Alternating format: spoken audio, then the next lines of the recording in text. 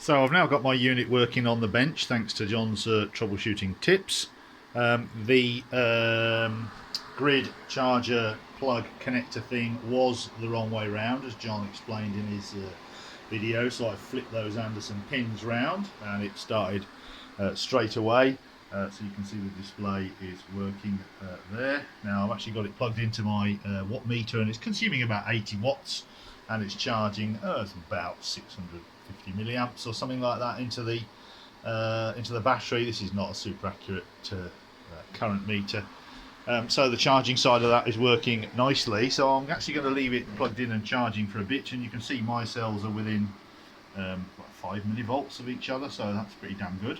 I think it is important to mention that when you're assembling one of these packs, is that you definitely should try and manually balance or make sure that your blocks are balanced as closely as possible before you actually put them all in. There's no point starting off with 2 blocks at say 3 volts and 1 block at 3.5 volts, because the BMS will struggle to try and readjust that. You really need to get them. I tried to get mine super balanced on the bench, the 3 blocks, so that the cells are all approximately equal before I actually assembled the whole thing. So do that first, because otherwise the BMS will probably likely struggle to try and correct that sort of thing, and the firmware doesn't even do that at the moment anyway, so you need to get them nice and balanced before you start. So any other thoughts on this at the minute? Obviously I've had a chance to think about it all. No, there was no, obviously those little tiny teething problems, they're not really an issue. It's just one of those things. I've now got 2 working LCDs. It's all charging okay. It turned on correctly when I did the ignition spoof trick there. It's basically ready to go into the car now. I am going to let it charge up to about 3.7 volts, probably just on the bench while I'm waiting.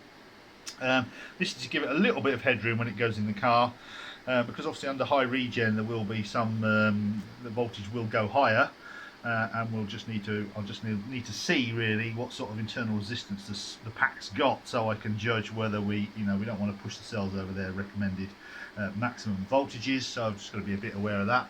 So basically it's ready to go in. The only other things I would probably mention is when you're assembling the blocks and you've got the blocks out of the pack and you've got them on the bench here and you've attached the flying leads that John supplies, or before you even attach the flying leads that John supplies, I've added heat shrink to the ends of the connectors. I don't like exposed lug, okay, that's just me. So I've had extra heat sink at the ends to cover up as much of the lug as possible, so only the mating surfaces are free. And also, as soon as you start connecting these sorts of things to the blocks themselves, you've got to be super careful about the other ends. So what I've done is I shrank up some heat shrink and I made some sleeves, and even if you actually heat shrink these on so they're actually really firmly attached, that's good, so that you've got your blocks there with basically your 2 flying leads on, and you've got something like this attached on. And the only time I remove this is when I'm absolutely ready to connect it to the next one in the sequence, or connect it to the switchboard or whatever. And also I started with the switchboard, the switch and fuse side.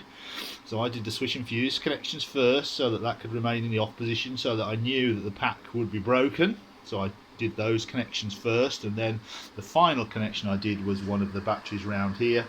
I can't remember which one it was, but it was I think it was the one from that side that came right round here, and that was the last connection I did onto bay 2, and because at that point the pack is split in half with the switch, and that if you've got your gloves on, etc., that's the last connection you have to make. Try and use insulated tools if at all possible. That would be my other comment. Now I've got things like some of these, but these are pretty expensive. But I also did have to use some ratchets. But what you can do with ratchets and things, you can make them insulated yourself. You can heat shrink over screwdrivers and stuff like that to give them a bit of insulation, because you do not want to be dropping anything on any of the bits that are high current or high voltage. So just try and be as safe as possible. Use covers for all the exposed flying leads when you've got the packs sat on the bench, etc. Make sure they're all balanced as closely as possible before you even start. Give yourself time and peace and quiet to do it all. Take your time, follow the instructions, watch the videos. The videos are all very good. Another thing I did do was I'm scrupulous with cleanliness on connections. So let me go back to this thing again. every time you take a connection off, so be it here or anywhere, we've got 20 years basically of accumulated oxidation around these connection points whenever you take anything off, either the fuses or whatever, and that can be a source of sort of resistance in the connection. So I cleaned up scrupulously every connection point. So I removed any oxidation around where I was going to be adding a new lead or whatever. I made sure these were perfectly clean before I put them all on. So I cleaned up the ends of all these after I'd heat shrunk the extra bits of heat shrink on. So you want to minimise any possible sort of sources of resistance that you might introduce into the system, because that just means wasted energy and heat. And when you tighten these things down, they're not necessarily going to tighten down exactly the same position as they were when they were OEM, so your connection might end up on a piece that's oxidized rather than the nice clean piece which has been hidden for 20 years under the screw or bolt. So, you know, just be scrupulously clean with everything. You can even use a little bit of alcohol if you want to clean stuff up after you've cleaned it up. I use brass wire brushes generally to clean up my connections, and I also did the same on the terminals, on the batteries, etc. So just make sure everything's really, really clean. So this is a super project from John. It's charging on the bench now. It's gone up a few millivolts just in the time that we've been charging. I'm going to give it a couple of hours while I take the pack out of my CVT, and then we will be ready to give it a go.